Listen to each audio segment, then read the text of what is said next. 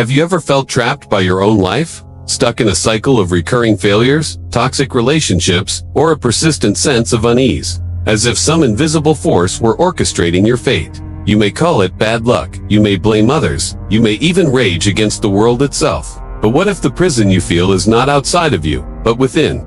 What if the key to your liberation lies not in changing the world, but in understanding the architecture of your own mind? Today, we journey into the profound depths of Carl Jung's psychology, not as a mere intellectual exercise, but as a practical guide to reclaiming your life. Jung once wrote, "Until you make the unconscious conscious, it will direct your life and you will call it fate."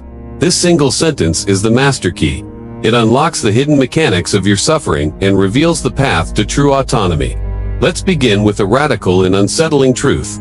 You have never experienced reality directly. Not once. Everything you see, hear, and feel is filtered through an intricate web of your personal history or memories, your deepest fears, your unhealed wounds, and your secret expectations. This is what Jung called our psychic reality. Two people can stand in the same room, witnessing the exact same event, yet one sees a betrayal while the other sees a liberation. Who is right? Both, and neither. Each is living in a world constructed by their own psyche. As long as you remain unaware of this internal filter, you are a slave to it. You will believe that external events are the source of your pain, leaving you feeling powerless, a victim of circumstance. But the moment you realize that the world you inhabit is a reflection of your inner state, everything begins to change. This brings us to one of Jung's most powerful concepts, the mechanism of projection. The mind cannot tolerate a vacuum. What it represses and refuses to acknowledge within itself, it must expel and see in the outside world.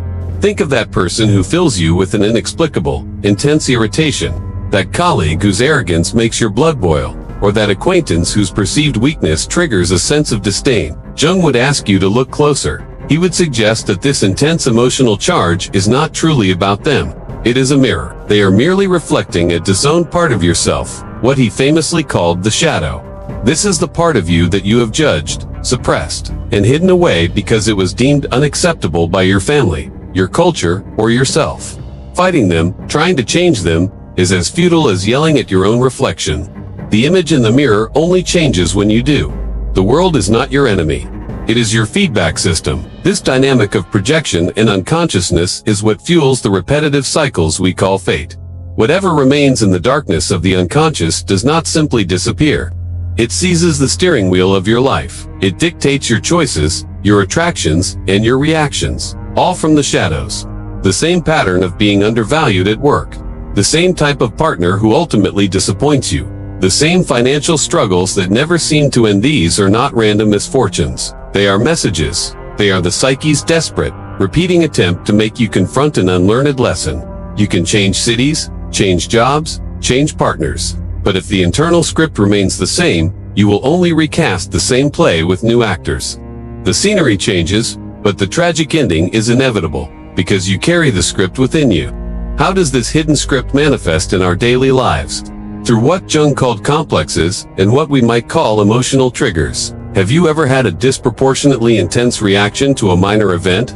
A casual comment sends you into a spiral of shame, or a small inconvenience triggers a volcanic eruption of rage. In that moment, a complex has been activated.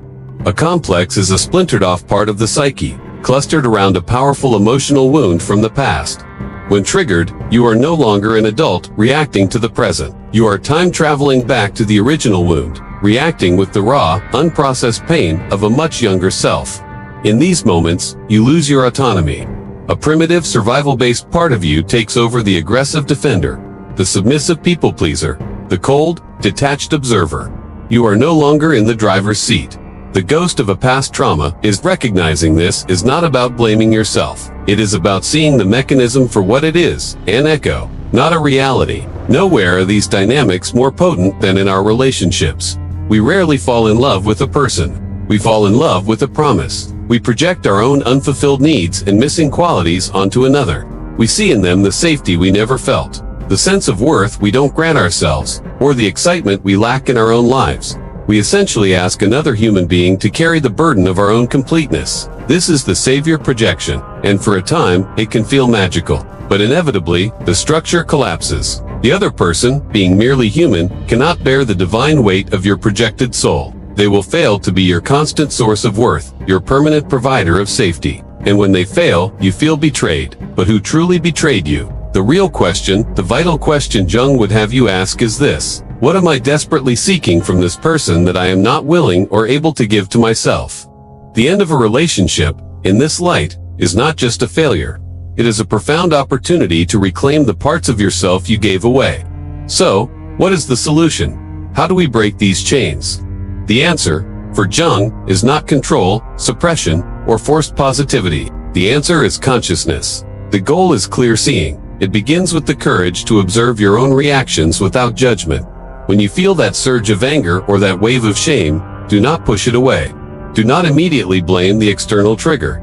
Instead, turn your gaze inward. Ask, what in me has been touched? What older story is this activating? This is the shift from guilt to responsibility.